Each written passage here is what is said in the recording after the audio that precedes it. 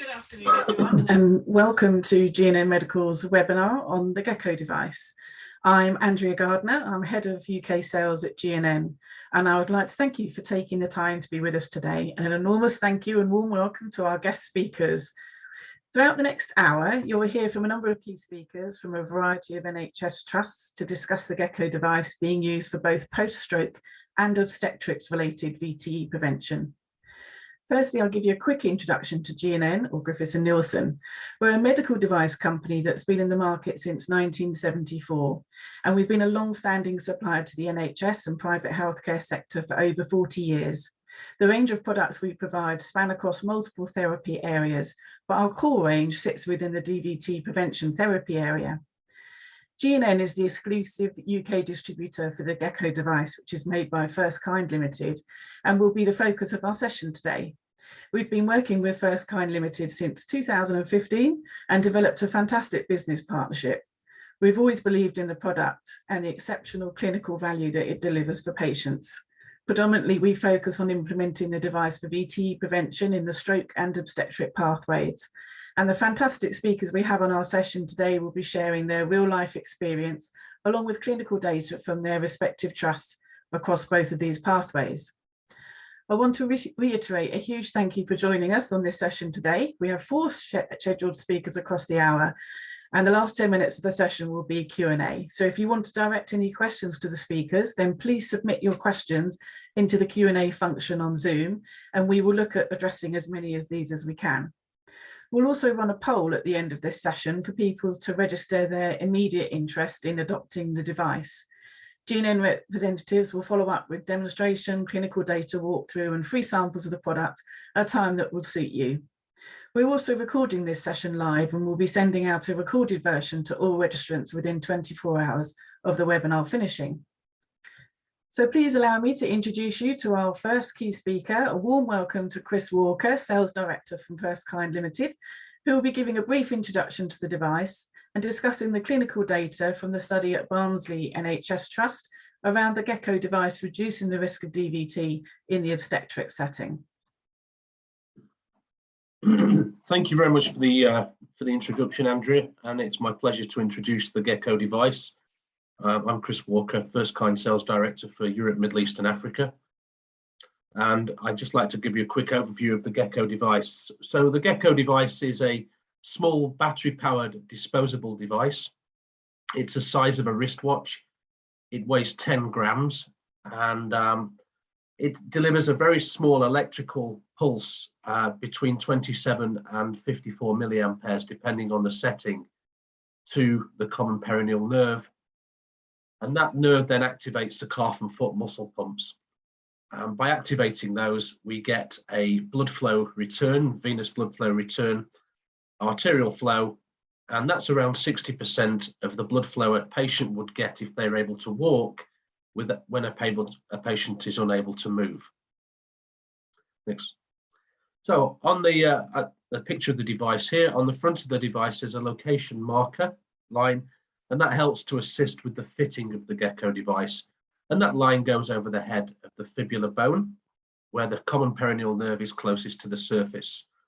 There are 2 switches on the device where you can adjust to one of the 11 stimulation settings that's required to activate the nerve to instigate that muscle reaction.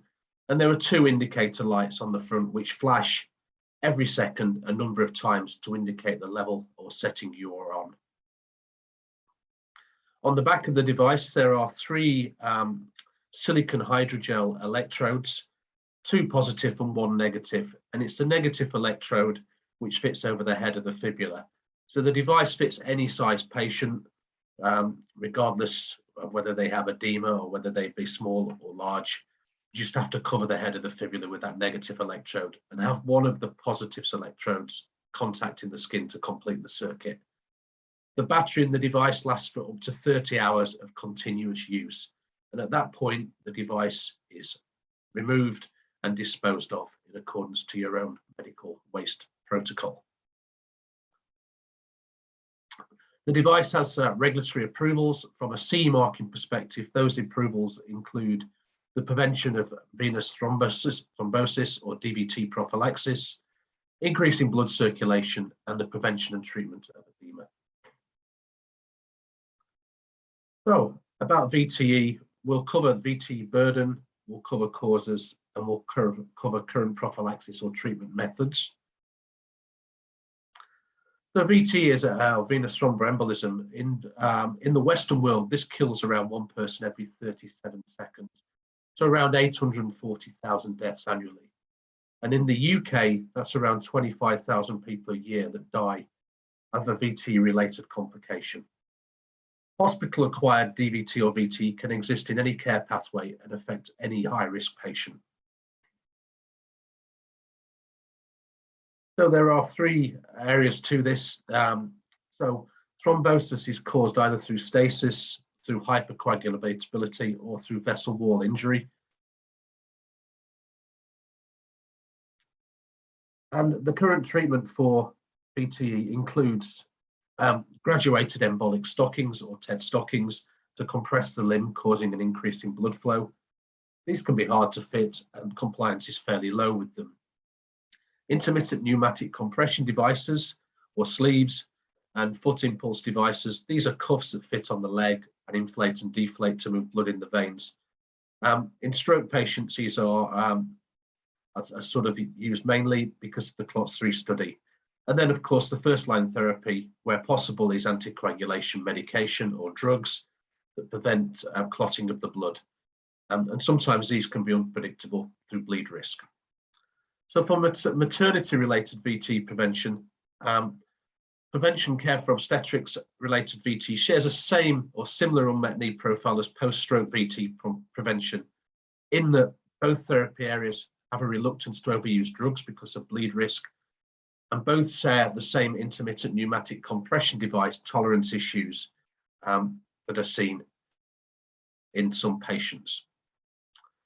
So, with regards to Barnsley Hospital NHS Foundation Trust, there was some real-world data shared, will be shared in this session, that was generated in partnership with Dr. Mona Forsey, who is the consultant in obstetrics and gynecology at Barnsley Hospital Foundation Trust.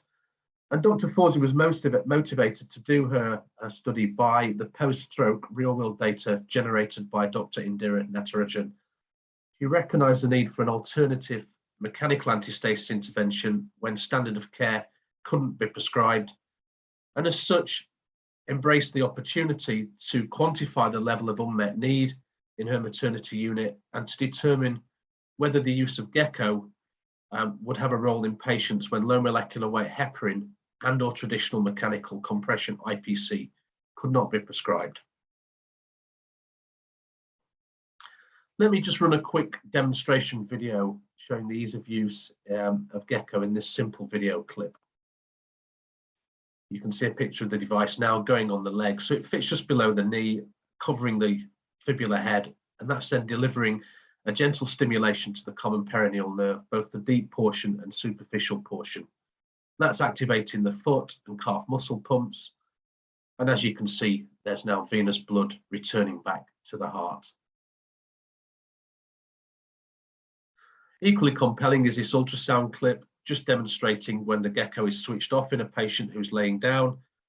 And in a second, you'll see the same ultrasound with the patient with the geko device switched on. So you can see the improvement in arterial and venous flow and velocity. How do we compare versus IPC? This is just a small study that was done at St Bartholomew's Hospital in London.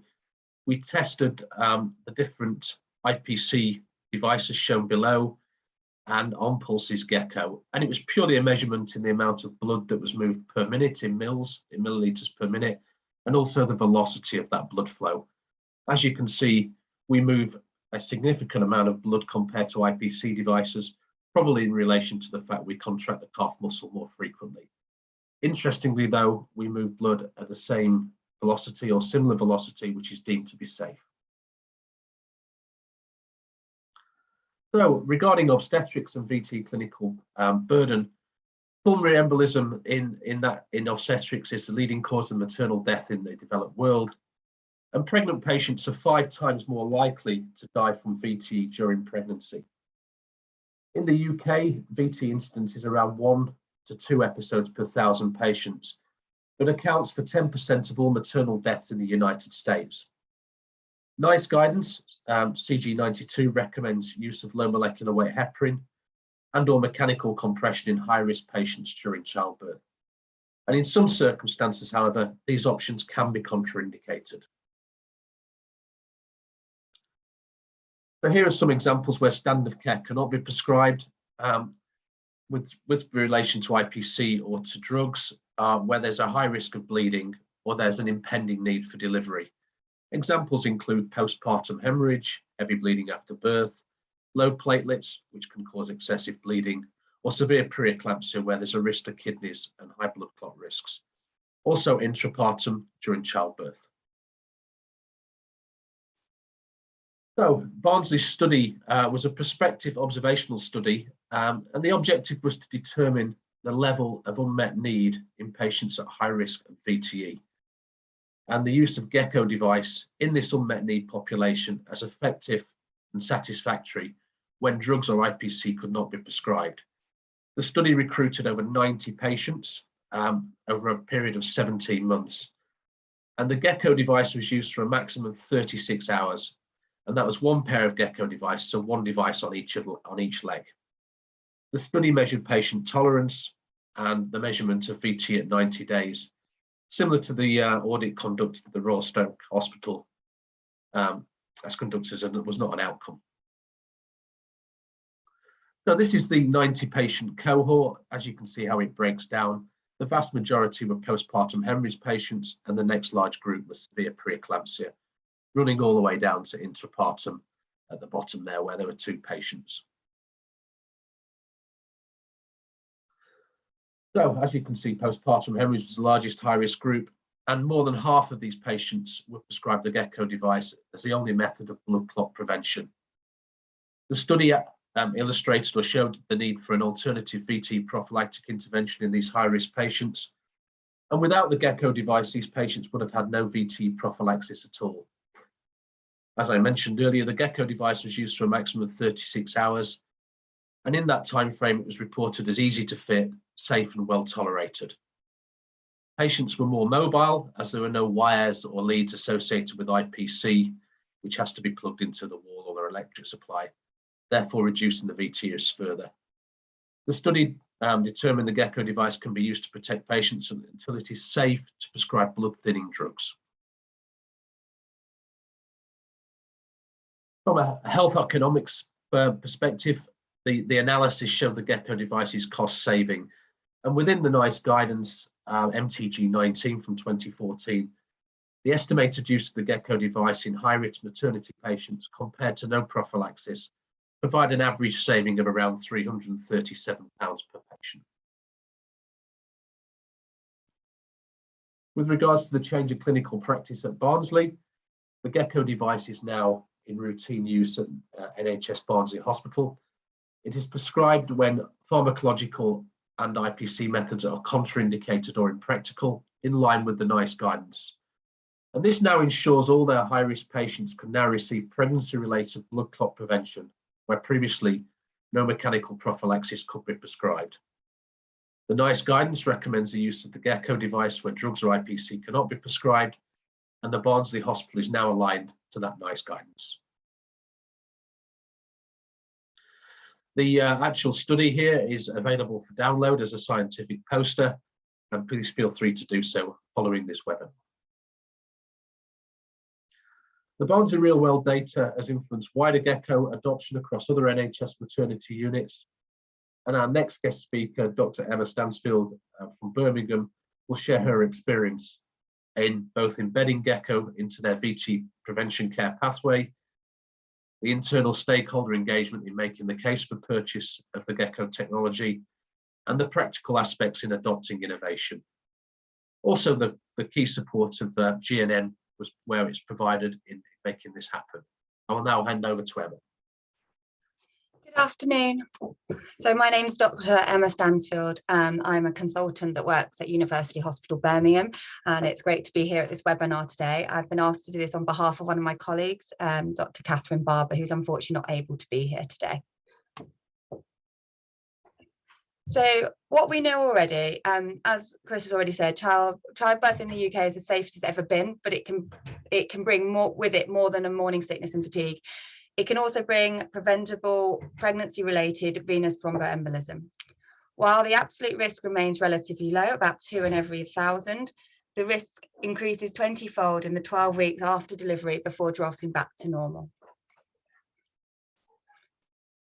VTE risk factors can be hereditary or acquired, family history of VTE, age, obesity, immobility, and complications such as preeclampsia. There's operative reasons. Cesarean section delivery can increase the risk significantly. Also, prolonged hospital stays or complications during an emergency delivery. As we're all aware, the pathophysiology is that naturally clots occur more often during pregnancy, and to lessen the blood loss during childbirth, we do want to find mechanisms to try and prevent clotting. Later in pregnancy, patients may experience less blood flow to the legs due to pressure on the blood vessels in the pelvis by the growing baby. Therefore, we do need preventative strategies to stop VTE in our pregnant ladies. We need to take into account potential adverse effects on the fetus, clinical evaluations for the risk factors as mentioned above, and optimal use of both mechanical and drug prophylaxis to prevent VTE. So current standards of care. As Chris touched on, in maternity care, there is a reluctance to overuse drug prophylaxis in patients assessed at high risk of bleeding. Intermittent pneumatic compression also has tolerance issues, decreased patient mobility due to wires and leads, making it a very non-practical option, particularly during induction of labour. Also, most of our units probably only have one of these devices on them due to expense. So our decision was to embrace the geko device. We used the Barnsley real-world data influence to our decisions, and we saw the geko device in the same way as Dr. Folsey did, as an innovative alternative mechanical anti-stasis intervention when standard care cannot be prescribed. We used their data set and cost analysis, which meant we didn't really need to repeat their work. We could do a quick tolerance evaluation with the sample devices in our department, and then engage internal stakeholders to make a business case for the purchase. So we're using the internal stakeholders, making the case for this purchase. G&N helped us compile this. They provided a pre-populated business case template. We simply added our own local numbers for cost-saving calculations. Along with the business case template, we included the Barnsley clinical health economic data, the NICE guidance information, and protocol for use. G&N also provided guidance on adding geko device to our drug chart. Internal stakeholders included governance and procurement, and importantly, G&N provided geko device user training. The training is competency-based, RCN accredited, and it provides CPD points. The reason that we wanted a change in practice is we is now routinely used in a maternity unit is because of events that have happened over the last few years in our department. It is prescribed when pharmacological and IPC is contraindicated or impractical, and all high-risk patients now can receive pregnancy-related blood clotting prevention, where previously only mechanical prophylaxis could be prescribed. NICE guidance recommends the use of geko devices when drugs or IPC cannot be prescribed, and now Birmingham Hospital NHS Foundation Trust is aligned to NICE guidance.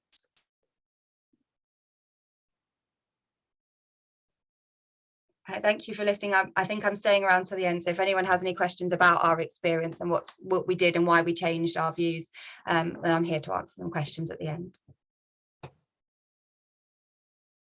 Thank you very much, Dr. Stansfield, for sharing your experience with adopting the geko. I'm sure everyone's found that very interesting. And I thank you, Chris, for the introduction to the geko earlier as well.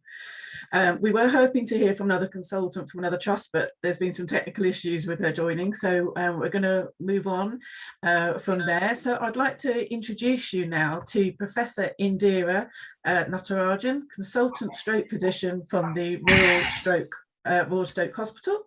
He's the Clinical Director for Neurosciences at the University Hospital of North Midlands NHS Trust, and he's also the Clinical Director for Stroke for the Midlands Stroke Clinical Network, and he'll be sharing some of the data that he and his team have collected during their audit with the device over the last few years. So I'll hand over to you now. Thanks, Andrea, and thanks to G&N Firstkind for giving me an opportunity to share our experience. So moving from the world of obstetrics to stroke, so I'll just share the work we have done. When we got introduced to geko, we had a standard of care where we used IPC along with aspirin and intravenous fluids to prevent VTE post-stroke.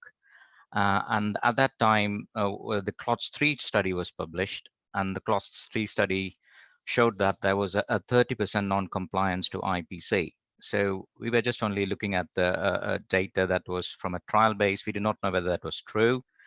And on patients who didn't have any sort of VTE prevention, there was an 8.7% VTE risk post-stroke. So this was quite a sort of a big number, where we felt that the patients who couldn't tolerate IPC were at risk of having on top of their stroke.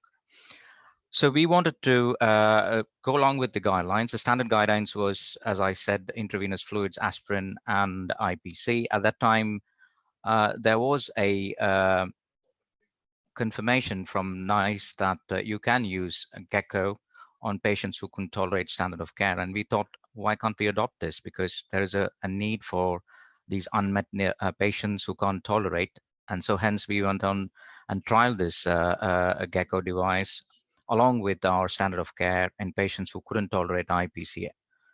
So I'll just share what we've done.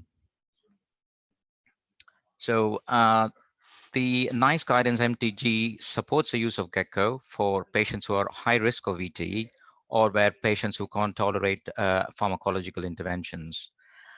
It clearly demonstrated that you can't displace IPC or drugs as first line, so it can be only used as a second line when IPC is not tolerated. And the reason was we wanted to wait for an RCT comparing geko versus standard of care, and then an RCT is underway as we are speaking. Where is IPC contraindicated in patients? It is mainly with patients who got arterial disease, if they got neuropathy, if got fragile skin, if they have heart failure, if they have leg edema, if they have any open wounds. So this was around a good 20 to 25% of patients where they couldn't tolerate the IPC. Another major problem with IPC in post-stroke patients are, I'm not sure whether they've gone around wards and seen patients who had IPC. It is an hazard, and if you just watch somebody in playing a cricket match where you have pads wrapped around your legs, they are like all these sleeves wrapped around to legs and connected to a motor, and this restricts patients while sitting to go for toileting or even to engage in therapy. And it's not like a drug where once you're given a drug, you know that the drug is in the system. But when you're wearing IPC, they have to be around the patient's leg for the 24 hours when they are. And most of the time when you go for ward rounds, you can just see these IPCs are lying on the floor in the morning. Patients have moved the IPCs while asleep. So it is not an all-in-all one phenomenon. So the IPC only works when it is adhered to the patient 24/7. So that was a major issue. So it was just not only tolerating, but it's also tolerating for the 24-hour period. So we need notice that there was a need for an alternative compared to what we do in standard of care apart from IPC. Right. Why are we not using low molecular weight heparin in post-stroke?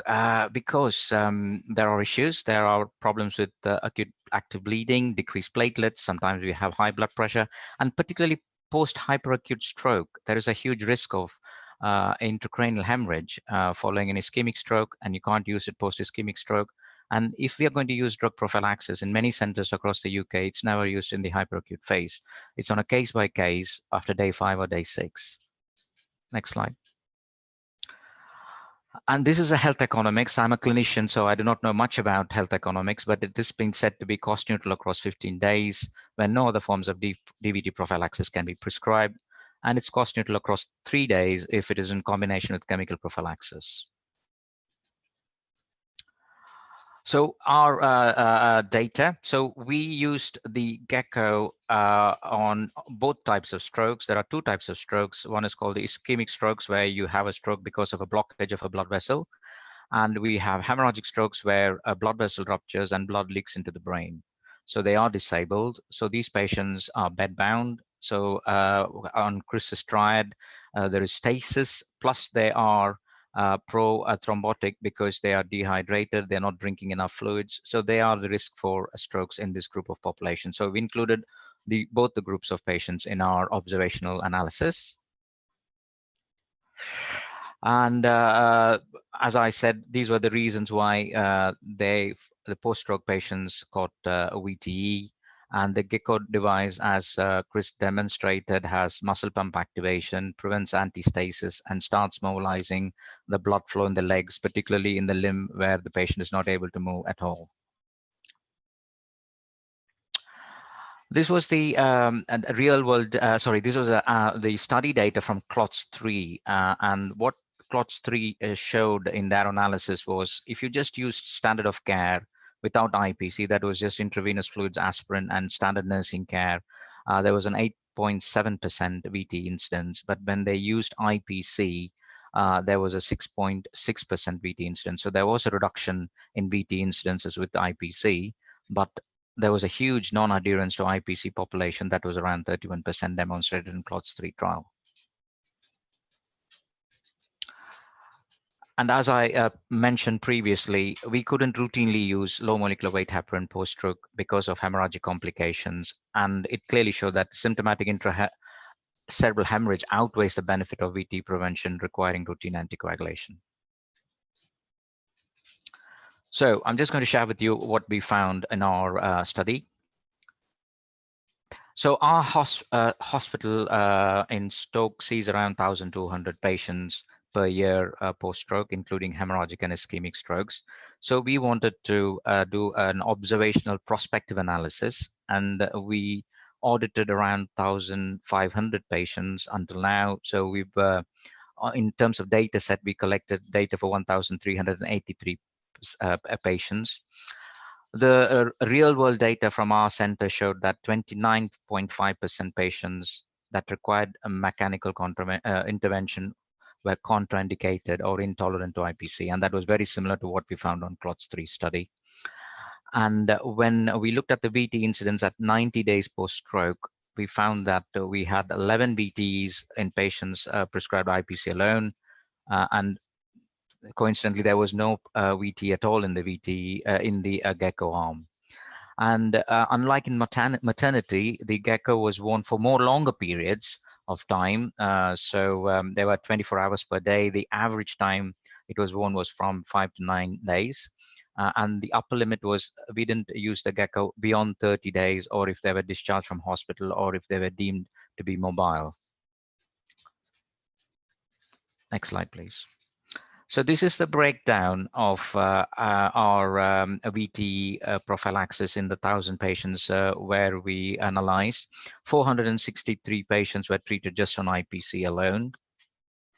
122 of the patients were on geko. 81 were started on IPC, but they couldn't tolerate the IPC, and then they were switched on to geko. 125 were drug prophylaxis. 22 of them refused prophylaxis of any kind, and 187 of them were mobile even after a mild non-disabling stroke, so they didn't need any form of VTE prophylaxis. Next slide, please.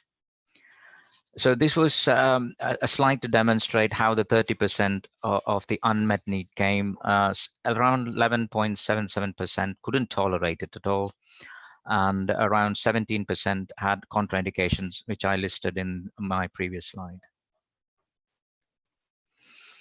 Between geko and IPC, the geko was tolerated better than IPC, and it was around 90.8% tolerance, and the tolerance rate was much less in IPC.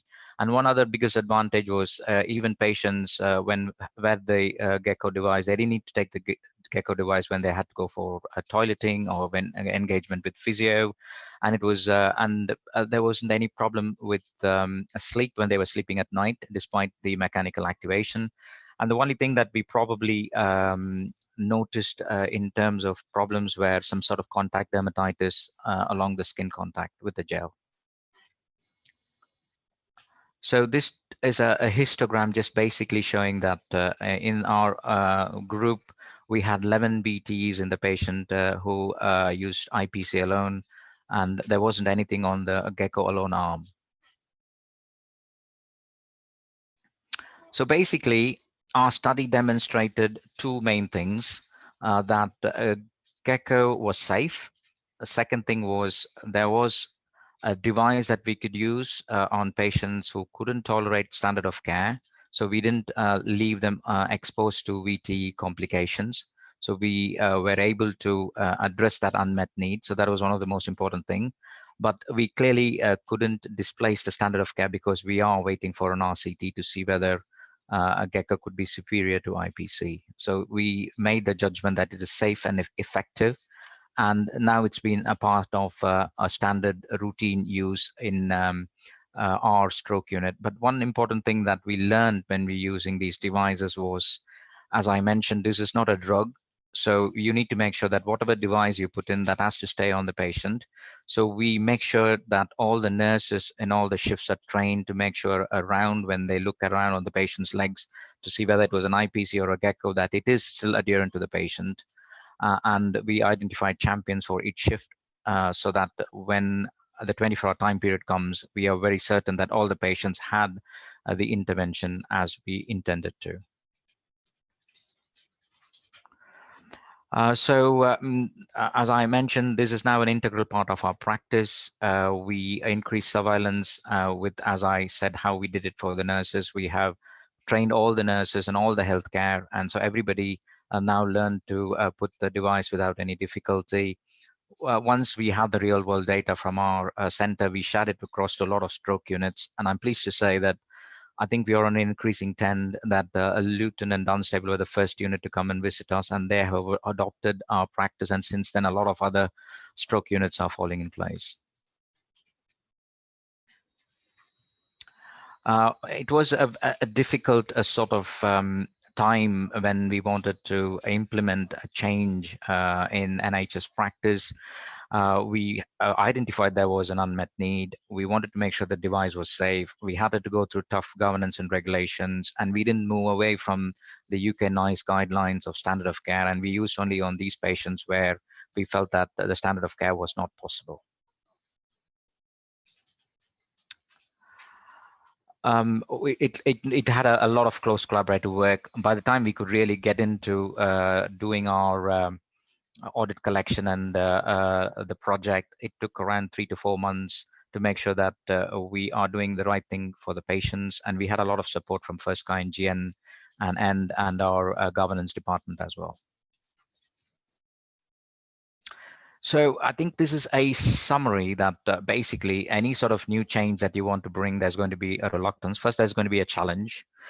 In our case, the challenge was how do we prevent VTE on all our post-stroke patients. We couldn't go on to drugs for all patients because we knew it was very difficult. We adopted standard of care with IPC with randomized controlled trial evidence.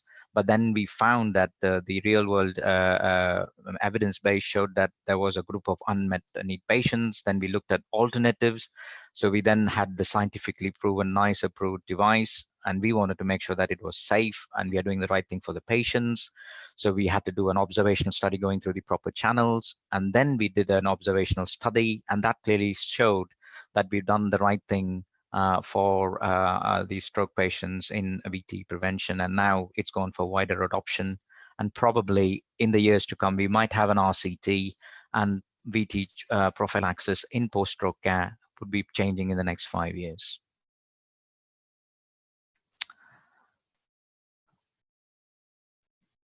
I think as Chris and my previous speakers had said, that there are data which we published on sort of posters in international conferences. We have our own poster followed by the similar piece of work done by Luton and Dunstable team.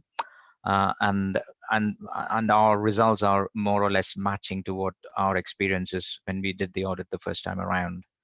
So you're more than welcome to download that and have a look. And I'm more than happy to take any questions that comes through from all of you guys. And thanks for the opportunity. Thank you very much, Dr. Natarajan, for sharing your experience and results of your audit, which I'm sure has been very helpful and interesting to fellow stroke teams on the call. I'd like to extend a big thank you to all of our speakers today for giving such a thorough overview of the geko device and for sharing your experiences of introducing the device into your pathways. So we're now going to move into a Q&A session for the next few minutes, and we've activated a short poll for those of you who have joined us live, which you can access on the polls tab at the bottom of your screen. It'd be really helpful if you could complete this over the next few minutes to help us with putting events on in the future. So as we welcome some of our speakers back, I can see that we've got a few questions that have come in already. So please do continue to use the Q&A function to add any further questions. I apologise if we don't get to answer all of them. A G&N representative will be following up after the webinar over the next few days, so they'll be happy to answer any further questions. So welcome back, everybody. I think the first few questions actually are probably directed or direct to Chris, if that's okay. So I think it was mentioned in some of the speakers' talks, but one of the questions is the device waterproof? And the answer to that is no. So what we do recommend is removing the device if the patient is being showered or cleaned down at the bedside. In a maternity setting, if there's a splashing of fluid, that's fine, just wipe it off straight away. But if the patient is being cleaned or showered, then please remove the device. Put the strips back on over the gel to stop it drying out if it's going to be left off for any period of time. But please do not wear it in a showered environment. Lovely, thank you. Another question that we've got is, can it be left on patients who are undergoing physio and are actually mobilising? And the answer to that is yes. So basically, if the patient is mobilised, you can leave the device in situ, either switched on or turned off. The patient will move more blood than the device will if they're walking or going through some sort of physio that requires them to be upright and moving around. Or if not, they can leave the device on during that physiotherapy session. Lovely. And another question we have is, how easy is it to fit? And have you got any tips for helping to sort of pinpoint the fitting locations? Again, Chris, if you perhaps answer that one first, and then perhaps Dr. Emma and Dr. Indira might want to share their experiences. So from experience, it is easy to fit. Locating the fibular head and putting the device in place. Once somebody's trained, you can typically fit a pair of gekos in around 60 seconds. A couple of tips really is, once you've got a good location and the device is stimulating, is you could put perhaps a marker above and below the location marker on the device on the leg, so that when the next shift changes the device, they put the new device in exactly the same position. We do have fitting videos. Within the instructions for use, there's a pictorial guide to fitting. And there are a couple of alternate fitting positions where the fibular head in rare cases, is difficult to locate due to the patient either having extreme grade 3 edema or being quite overweight, which is again covered within the fitting instructions and also on the video. Brilliant, thank you, Chris. Dr. Stansfield, how have the sort of midwives in your department found kind of actually using the device and fitting the device? I think this was one we did have quite a slow uptake to begin with.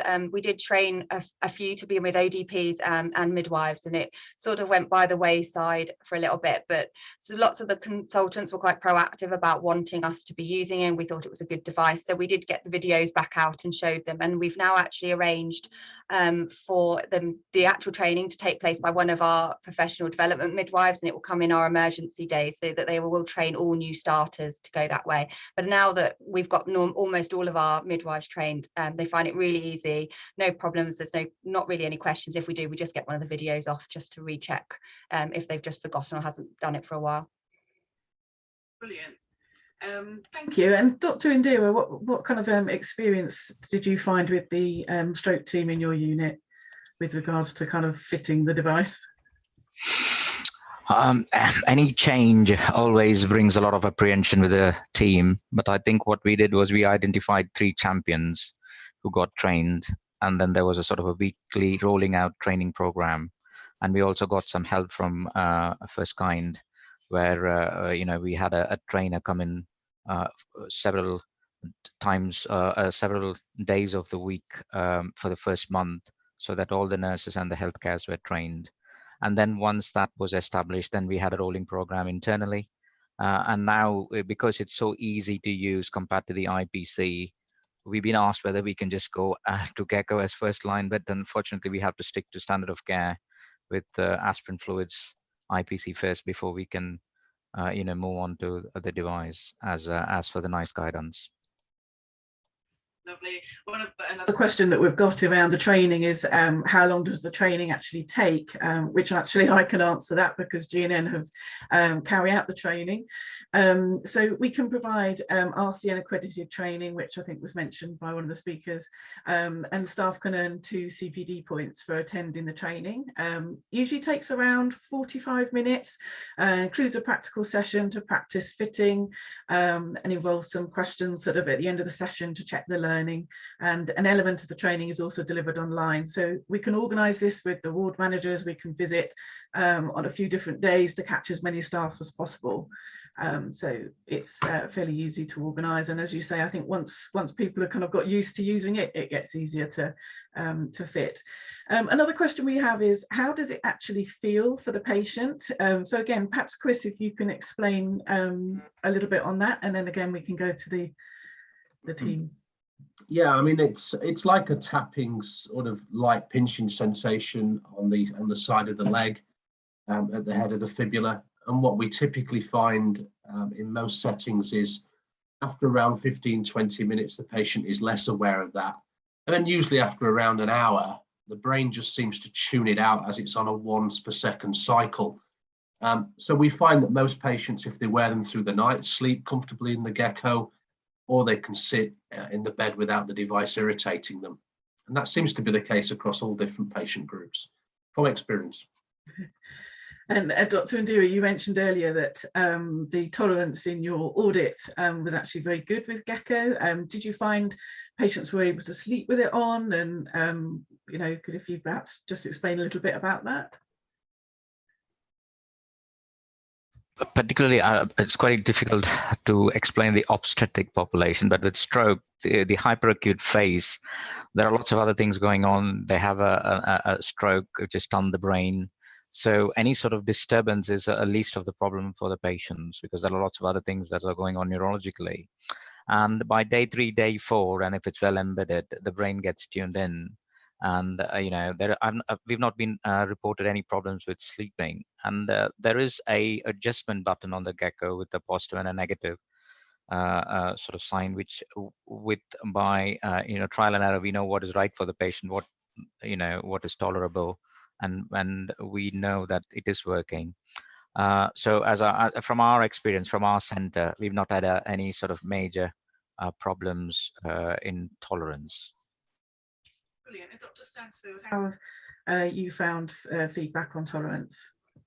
Overall, I think as long as you get your settings optimal to them, so you can see leg movement without discomfort, then most of our ladies don't seem to be that worried about it. I have actually had it tried on me. We had a few sample sessions, so they did try and put one on me and did think it was quite hilarious to turn it up as high as possible. I can confirm that did hurt, but at the point where you've got leg flickering and anything else, it doesn't really bother you. It's quite all right. Yeah, I think sort of after a few minutes you get used to it, don't you? 100%. Another question we've got is around skin reactions. Again, I think the speakers touched on this, but are there any issues with skin reactions to the adhesive? Chris, perhaps if you could just talk through what the adhesive part is. Yeah, so it's a hydrogel. It doesn't contain any latex. Sorry, Chris, you're breaking. Yeah. Are you there? Sorry, it's a hydrogel. It doesn't contain any latex or phthalates. There is acrylic within the glue, which is being changed in the next generation of gecko. We see very few skin reactions now. Where we typically saw skin problems in the very early days with gecko was when we had mild abrasion or patients being shaved to fit it to make skin contact. So we recommend just trimming excessively long hair now and not shaving patients. And globally, we're seeing very, very few skin problems with the latest generation of devices.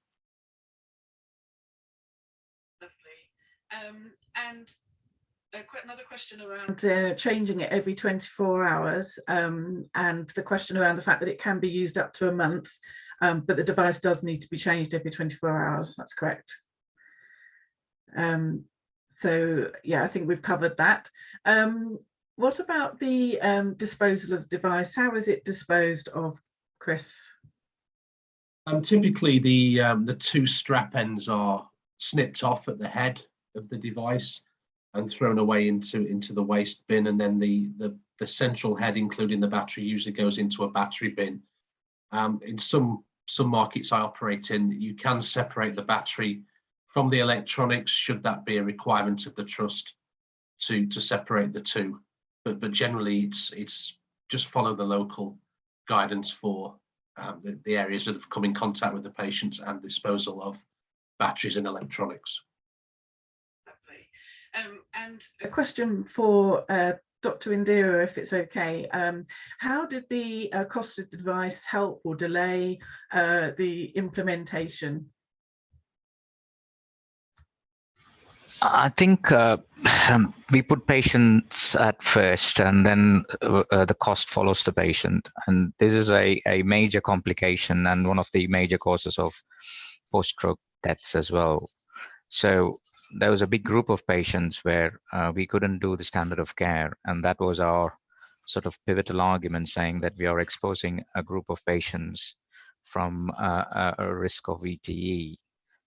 So we said, we'll do an observational analysis, we'll look at our data, and then we'll move forward. And that helped us to go past the cost factor. Thank you. And we have actually just got a question about how much each pair costs. So I can answer that. So they cost less than £22 per pair plus VAT. They come in a box of 25 pairs. So the box is £533.50 plus VAT, available through supply chain, and all of those codes we can provide you. We can provide you with if you'd like to know more about that. Just checking if there's any other questions that we've got. I think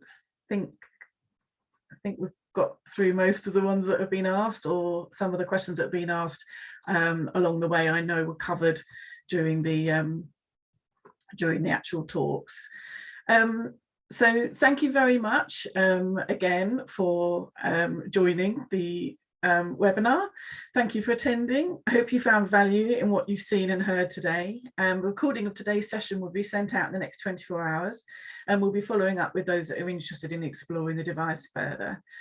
A big thank you again to all of our speakers, and I wish you all a very pleasant afternoon. Thank you. Bye. Thank you.